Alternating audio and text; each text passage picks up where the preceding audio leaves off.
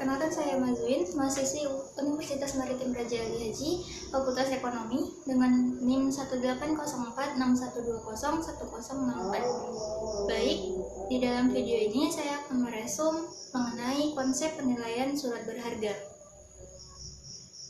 Konsep penilaian atau valuation adalah proses penentuan harga surat berharga atau aktiva yang biasa kita sebut dengan aset, yaitu modal yang ada di suatu perusahaan.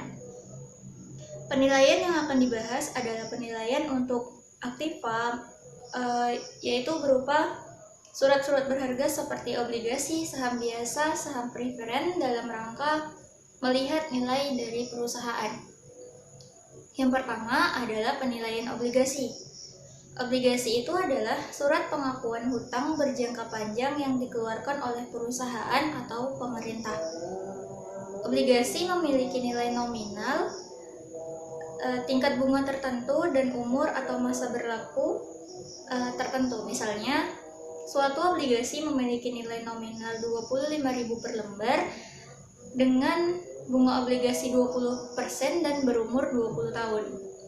Ada beberapa hal yang perlu diketahui sebelum melakukan penilaian obligasi. Yang pertama adalah par value, kemudian maturity date, kemudian call provision, kemudian coupon interest rate, kemudian yield to maturity, lalu yield to call, discount bond, dan premium bond.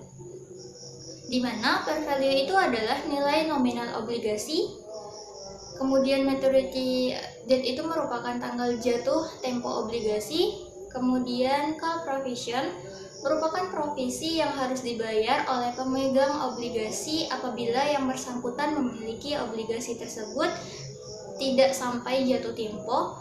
Kemudian coupon interest rates merupakan tingkat bunga yang dikenakan pada obligasi. Lalu yield to maturity merupakan pendapatan yang diharapkan dapat diperoleh dari pemegang obligasi jika obligasi tersebut dimiliki sampai jatuh tempo. Kemudian ada beberapa metode saat menentukan penilaian besarnya tingkat pengembalian atau rate of return dari obligasi. Yang pertama adalah metode singkat. Yang kedua adalah metode nilai sekarang. Kemudian yang ketiga adalah metode nilai dahulu. Nah, selanjutnya adalah penilaian saham preferen. Di sini saham preferen adalah surat pernyataan kepemilikan yang mempunyai preferensi atau keistimewaan tertentu dibanding saham biasa. Nilai saham preferen dapat dihitung dengan rumus dividen per lembar saham preferen dibagi tingkat pengembalian yang disyaratkan.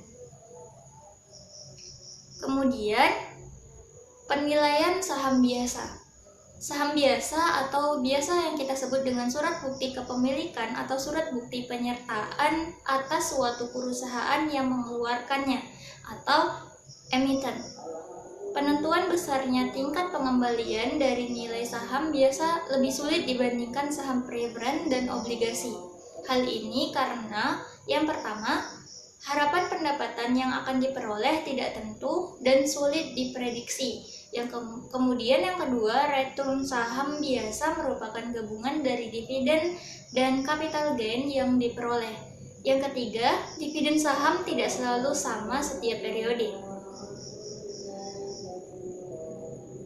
Dividen yang akan diberikan emiten akan tumbuh sesuai dengan pertumbuhan perusahaan. Pertumbuhan perusahaan bisa negatif, tetap, atau bahkan berfluktuasi.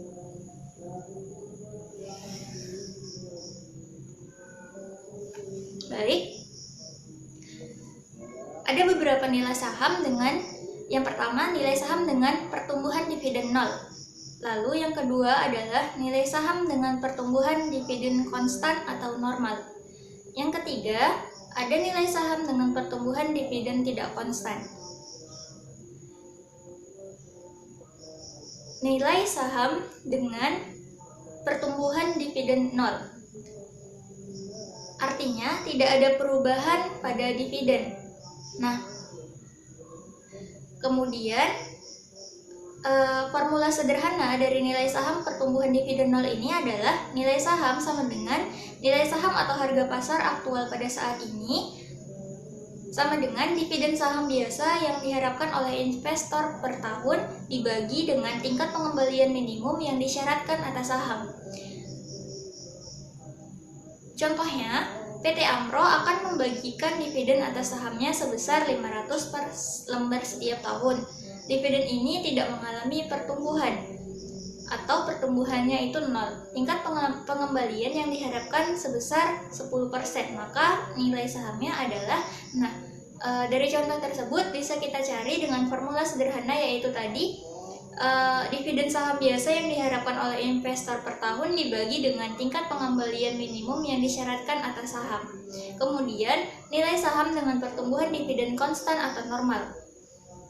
Nilai saham dengan pertumbuhan dividen konstan menunjukkan bahwa perusahaan tidak berkembang.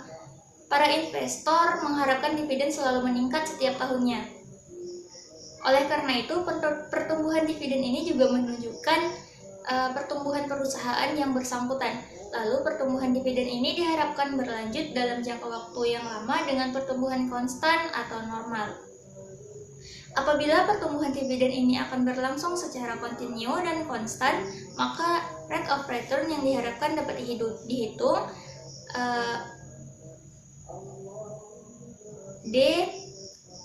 P ditambah G, di mana D dan P adalah hasil dividen yang diharapkan. Kemudian, nilai saham dengan pertumbuhan dividen tidak konstan. Pertumbuhan dividen akan menunjukkan pertumbuhan perusahaan emiten yang bersangkutan. Dalam kasus pertumbuhan dividen yang diharapkan tidak konstan, maka dividen tersebut akan naik dan kemudian turun pada akhir periode pertumbuhan tidak normal dan akhirnya akan tumbuh stabil. Nah, langkah-langkah untuk menilai saham dengan pertumbuhan tidak konstan adalah sebagai berikut. Yang pertama adalah mencari nilai sekarang atau present value dividen selama pertumbuhan tidak konstan.